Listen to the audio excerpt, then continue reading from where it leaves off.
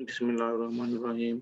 Dear students, किसी student ने कल के लेक्चर में क्वेश्चन किया था कि बायोस्फीयर को रिपीट किया जाए, तो आज मैं इसमें बायोस्फीयर से ही स्टार्ट करूँगा।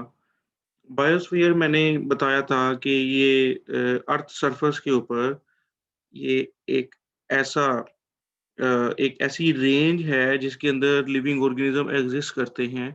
तो बायोस्फीयर में आप ये कह सकते हो कि समुद्रों की ये गहराई से लेकर के जहाँ पर तमाम लिविंग ऑर्गेनिज़्म पाए जाते हैं और एक्सिस्ट कर सकते हैं, समुद्रों की गहराई से लेकर ये एयर के अंदर जहाँ पर परिंदे प्रवास कर सकते हैं, जहाँ पर लिविंग ऑर्गेनिज़्म मूव कर सकते हैं, तो ये सरफेस जो है, ये जो रेंज है, ये बायोस्फीयर कहलाएगी। यानी कि ये that is a thin layer of earth कि इनके अंदर इसके अंदर कोई लिविंग ऑर्गेनिज़्म एक्सिस्ट कर सकता है। और ऑर्गेनिज़्म इस बायोस्फीयर के अंदर ना सिर्फ़ खुद को वो अडॉप्ट करते हैं, बल्कि वो अपने एनवायरनमेंट के साथ भी इंटरैक्ट कर रहे होते हैं।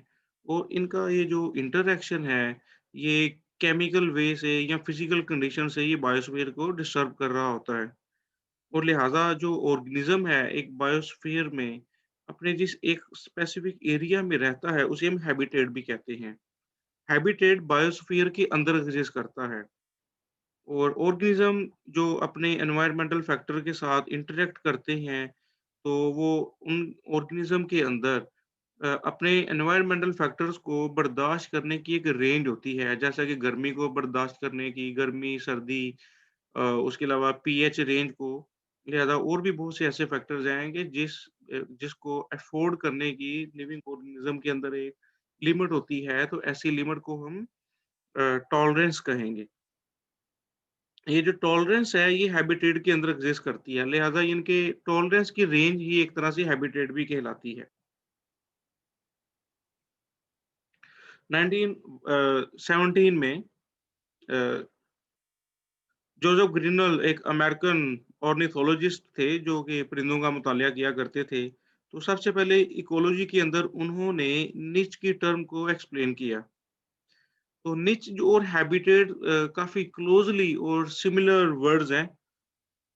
निच असल में एक बायोस्फीयर के अंदर या किसी एनवायरनमेंट के अंदर किसी एक लिविंग ऑर्गेनिज्म की या किसी एक स्पीशी की डिस्ट्रीब्यूशनल यूनिट कहलाती है कि जिसमें कोई स्पीशी अ, अपनी खास लिमिटेशन के अंदर रहते हुए अपने फिजिकल एनवायरनमेंट के साथ इंटरैक्ट करती है। तो ऐसे सेट को हम निच कहेंगे कि यानी कि ये एनवायरमेंटल एक ऐसा एनवायरमेंटल यूनिट है, एक एनवायरनमेंट की ये एक ऐसी स्पेस है कि जिसमें कोई भी लिविंग ऑर्गेनिज्म अपनी लिमिटेशन के अंदर रहते हुए किसी भी फिजिकल एनवायरनमेंट के साथ इंटरैक्ट करे और अपने फिजियोलॉजिकली वो बिहेव करे, तो ये निच कहलाएगा। चार्ल्स एल्टन ने निच को कंसीडर किया, तो उसने ये कहा कि निच असल में किसी भी कम्युनिटी के अंदर किसी लिविंग ऑर्गेनिज्म का ये रोल है। किसी लिविंग कम्युनिटी के अंदर एक जो लिविंग ऑर्गेनिज्म है, ये अपने एनवायरनमेंट के साथ किस तरह से इंटरैक्ट करता है, खुराक हासिल करने के मामले में या फिर अपने जो एनिमीज़ हैं, जो प्रेडेटर्स हैं, उनके साथ किस तरह से ये कॉम्बैट करता है। दूसरे अल्फ़ाज़ में ये किसी भी स्पीशी की किसी भी एनवायरनमेंट में या किसी कम्युनिटी के अंदर ये ऑक्यूपेशन कहलाएगी कि उसकी जॉब क्या है। ऑक्यूपेशन मीन इसका प्रोफ़ेशन या उसकी जॉब क्या है किसी भी एनवायरनमेंट के अंदर। यानी कि ये प्रोफ़ेशन या जॉब कही जाएगी। इकोसिस्टम में हमें पता है कि ऑर्गेनिज़म्स हैं जो कि मुख्तलिफ़ जॉब्स परफ़ॉर्म करते हैं, मुख्तलिफ़ तरीक़ाकार से एक-दूसरे के साथ इंटरकनेक्टेड होते हैं और खुराक हासिल करने के मामले में और उसके अलावा वो उनकी जो मेटिंग बिहेवियर के मामले में, नेस्ट बिल्डिंग के मामले में, अपने डोमेन को आइडेंटिफ़ाई करने के मामले में। तो लिहाज़ा लिविंग ऑर्गेनिज़्म किसी न किसी तरह से डायरेक्टली और इनडायरेक्टली नॉन लिविंग कंपोनेंट्स के साथ इंटरैक्ट कर रहे होते हैं।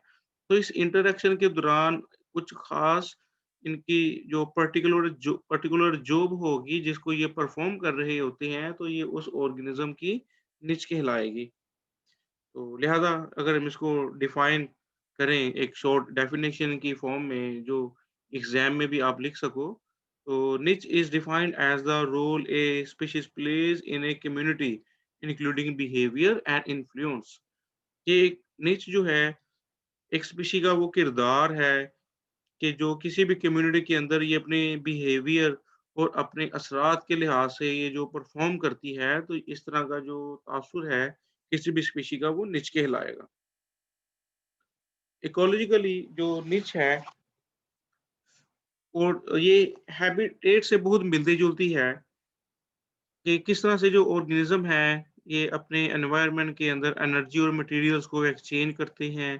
प्रेडेटर प्रे इंटरैक्शन इसके अंदर कंसिडर किया जाएगा, कॉम्पिटिटर इंटरैक्शन और उसके अलावा लिविंग ऑर्गेनिज़्म का बिहेवियर और किस तरह से ये बायोलॉजिकल वे में फिज़िकल एनवायरनमेंट के जो एलिमेंट्स हैं, उसके साथ इंटरैक्ट करते हैं।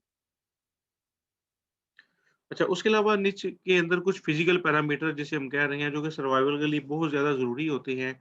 इसमें range of temperature, amount of humidity के और उसके अलावा पीएच, वाटर और सॉइल वगैरह भी कंसिडर किए जाते हैं। क्योंकि ये भी क्रूशियल फैक्टर हैं, जिनकी बेस पे लिविंग ऑर्गेनिज़्म की सर्वाइवलेबिलिटी और अडॉप्टेबिलिटी होती है अपने एनवायरनमेंट के अंदर। अब हम 2 शॉर्ट क्वेश्चन्स हैं, टर्मिनोलॉजी है छोटी-सी ऑटो इकोलॉजी। किसी भी लिविंग ऑर्गेनिज्म का अपने एनवायरनमेंट के साथ जो ताल्लुक है, उसे हम इकोलॉजी कहते हैं। लेकिन जब हम किसी भी पॉपुलेशन को स्टडी करते हैं, किसी एक पॉपुलेशन को, जो अपने एक एनवायरनमेंट के साथ इंटरैक्ट करती है, ये ऑटो इकोलॉजी कहलाएगा। कि एक पॉपुलेशन का अपने एनवायरनमेंट के साथ जो ताल्लुक है, वो ऑटो इकोलॉजी कहलाएगा। मिसाल के तौर पे, आप किसी कम्युनिटी के अंदर 50 या 100 पौधे सोयाबीन को एज़ ए टेस्ट या केस स्टडी करते हो, तो ये जो 100 और 50 पौधे का अपने एनवायरनमेंट के साथ ताल्लुक है और ये जो केस स्टडी है, ये ऑटो इकोलॉजी कहलाएगी। इसी तरह एक वर्ड होता है सिन इकोलॉजी। सिन इकोलॉजी में जो है किसी भी कम्युनिटी के अंदर जो मुख्तलिफ पॉपुलेशंस हैं, पॉपुलेशंस का या जो ग्रुप है, अपने एनवायरनमेंट के साथ जिस तरह से ये इंटरैक्ट करता है, ये सिन इकोलॉजी कहलाता है या ये कम्युनिटी इकोलॉजी भी कहलाएगा। Growth responses of individual plants to their environment are complex factor और हमेशा अपने एनवायरनमेंट के अगेंस्ट जो प्लांट्स रिस्पॉन्सेज पैदा करते हैं, ये बहुत ही कॉम्प्लेक्स किस्म के रिस्पॉन्सेज होते हैं। एक फैक्टर किसी दूसरे फैक्टर को इंक्रीज़ कर देगा। फॉर एग्ज़ाम्पल अगर प्लांट्स में ऑक्सीजन्स और साइटोकिन्स की प्रोडक्शन ज़्यादा है, तो डेफ़िनेटली वो प्लांट्स की ग्रोथ को भी इंक्रीज़ करेंगे। तो ये जो प्लांट्स के फैक्टर्स हैं, वो बहुत ही कॉम्प्लेक्स मैनर्स में एक दूसरे के साथ इंटरैक्ट हो रहे होते हैं। और ये जो इसी तरह एनवायरनमेंट की भी एक कॉम्प्लेक्सिटी होती है। एनवायरनमेंट की कॉम्प्लेक्सिटी भी मुख्तलिफ फैक्टर्स के कॉम्बिनेशन से बनती है कि जो एबायोटिक फैक्टर्स हैं जिसमें temperature, humidity, pH, water, salt वगैरह जो है और ये इंटरैक्ट करते हैं बायोटिक फैक्टर के साथ। लिहाज़ा बायोटिक और एबायोटिक फैक्टर आपस में इंटरैक्ट करने के बाद एक कॉम्प्लेक्सिटी को जनरेट करते हैं। तो लिहाज़ा इन चीज़ों को बहुत ही प्रिसाइज़ और बहुत ही एक्यूरेसी के साथ कंसीडर किया जाना चाहिए जब स्टडी किया जाता है किसी भी इकोलॉजिकल सिस्टम को, ख़ास तौर पे जब किसी हम निच को या हैबिटेट को स्टडी करते हैं। मिसाल के तौर पे जब आप किसी एक पॉपुलेशन को स्टडी करते हो, तो एक एनवायरनमेंट के अंदर या कभी ये ऑटो इकोलॉजी कहलाएगी और जब आप बहुत सी पॉपुलेशन को देखते हो, तो ये सिन इकोलॉजी कहलाएगी। सिन इकोलॉजी आप ये भी कह सकते हो कि इनडायरेक्टली ये ओवरऑल कम्युनिटी की स्टडी होती है। कि जिसमें ये देखा जाता है कि कम्युनिटी का ओरिजिन कैसे हुआ, कम्युनिटी का स्ट्रक्चर कैसा है, कम्युनिटी की कंपोज़िशन क्या है, कंपोज़िशन मतलब कि कौन-कौन सी पॉपुलेशंस इसमें एग्ज़िस्ट करती हैं और उसके अलावा आप इसमें ये भी देखते हो कि इसका डायनामिक बिहेवियर क्या है। डायनामिक मीन्स के ये के जो कम्युनिटी के अंदर जो पॉपुलेशंस हैं, ये आपस में किस तरह से इंटरैक्ट करती हैं। उसके अलावा साल के मुख्तलिफ औकात में, मुख्तलिफ सीज़न में, मुख्तलिफ जो वेदर्स होते हैं, उसमें भी कम्युनिटी का इंटरैक्शन डिफरेंट होता है। क्योंकि फिजिकल पैरामीटर चेंज होते हैं, वाटर की अवेलेबिलिटी चेंज होती है, सनलाइट की ड्यूरेशन और सनलाइट की इंटेंसिटी चेंज होती है, उसके अलावा टेम्परेचर चेंज होता है, जो सोर्स ऑफ फूड है, उसकी डिस्ट्रीब्यूशन चेंज होती है। लिहाज़ा मुख्तलिफ़ औक़ात में कम्युनिटी का जो इंटरैक्शन है, ये मुख्तलिफ़ होता है। अच्छा, कम्युनिटी को जब स्टडी किया जाता है तो इसमें 3 तरह की इंटीग्रेशन को तो बेसिकली ज़रूर स्टडी किया जाता है। इंडिविजुअल लेवल पे क्या रिस्पॉन्स है, एक पॉपुलेशन लेवल पर और पॉपुलेशन के बाद फिर कम्युनिटी के बेस पे देखा जाता है कि कम्युनिटी में क्या रिस्पॉन्सेज़ पैदा हो रहे हैं। अच्छा, अब हम बात करेंगे कंपोनेंट्स ऑफ इकोसिस्टम अ, जो कि मैंने कल के लेक्चर में भी आप लोगों को एक्सप्लेन किया था कि जो इकोसिस्टम बेसिकली 2 कंपोनेंट्स के ऊपर कंप्राइज़ करती है। एक इसका बायोटिक कंपोनेंट है और एक इसका एबायोटिक कंपोनेंट्स हैं। बायोटिक कंपोनेंट जो हैं, इसके अंदर किसी भी कम्युनिटी के अंदर पाए जाने वाले तमाम लिविंग ऑर्गेनिज़म्स हैं, जिसमें प्लांट्स और एनिमल्स आते हैं, जो कि बायोस्फीयर के अंदर एक्सिस्ट कर रहे होते हैं।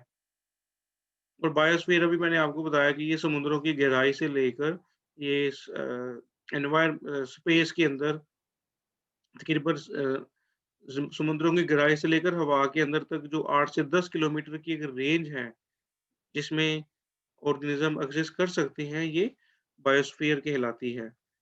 और दूसरी तरफ एबायोटिक फैक्टर्स वो फैक्टर्स हैं जो कि नॉन लिविंग हैं, जिसमें एयर, वाटर, सॉइल वगैरह हैं। तो ये एबायोटिक फैक्टर हैं। इसको हम एटमॉस्फेयर या हाइड्रोस्फेयर भी कहते हैं, जहाँ पे पानी वगैरह एक्सिस्ट करता है। लिथोस्फेयर भी कहते हैं जो कि सॉइल स्फीयर या सॉलिड सरफेस वगैरह जहाँ पर मौजूद होती है। तो आज का जो सेशन है इसको हम यहीं पर क्लोज़ करते हैं। इसके अलावा अगर किसी स्टूडेंट ने कोई क्वेश्चन पूछना हो तो वो काइंडली कमेंट बॉक्स में या व्हाट्सएप में ड्रॉप कर सकता है। तो ये एग्ज़ामिनेशन पॉइंट ऑफ व्यू से अगर हम बात करें तो यहाँ पर शॉर्ट क्वेश्चन ही ज़्यादा इम्पोर्टेंट है। यहाँ पर कोई ऐसा स्पेशल लॉन्ग क्वेश्चन यहाँ पर डिस्कस नहीं किया गया। तो बहरहाल इजाज़त दीजिए, इंशाल्लाह कल दोबारा मुलाकात होगी, तब तक के लिए अपना ख़्याल रखिएगा। अल्लाह हाफ़िज़।